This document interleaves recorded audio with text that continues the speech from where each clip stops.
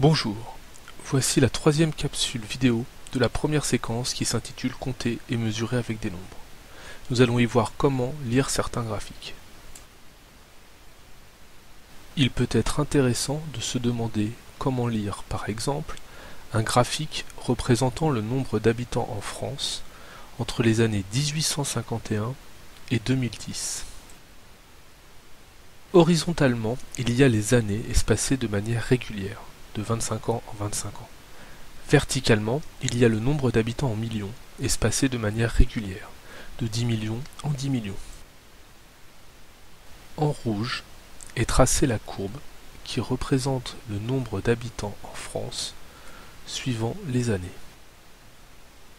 Ainsi, on remarque qu'en 1851, il y avait 36,5 millions d'habitants, qu'en 1925, il y avait 40 millions d'habitants, qu'il y avait 50 millions d'habitants quelque part entre 1950 et 1975, et qu'enfin, il y avait 62,8 millions d'habitants en 2010.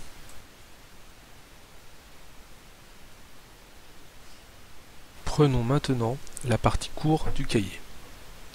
Petit 2, lecture graphique. Voyons tout d'abord à quoi servent les graphiques vus précédemment. Un graphique cartésien, avec un axe vertical et un axe horizontal, permet de représenter à l'aide d'une courbe l'évolution d'une grandeur en fonction d'une autre.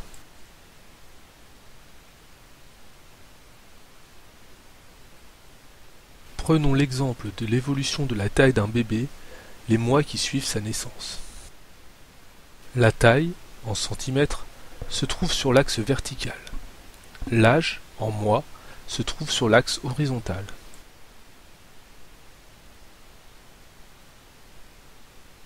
Nous voyons alors clairement qu'à l'âge de 12 mois, le bébé mesure 70 cm.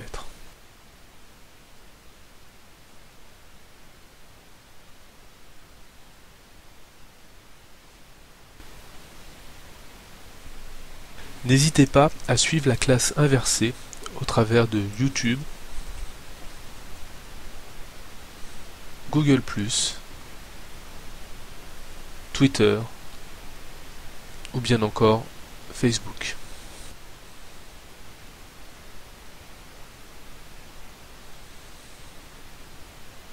À très bientôt pour la suite de cette séquence.